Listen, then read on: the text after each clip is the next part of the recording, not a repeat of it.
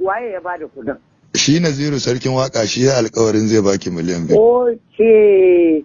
Ni da irin wannan sai dai in ta ji haka in an kirawo ni an gaya mu.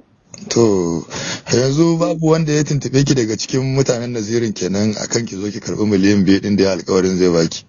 A'a. Sai dai ban sani ba ko zuwa yau. To. To shikenan babu wani abu. Za mu tuntubi shi mutanen nasa in ya so sai mu tura musu lambar ki amma ba su da ita. To shi kenan. Mun gode sosai.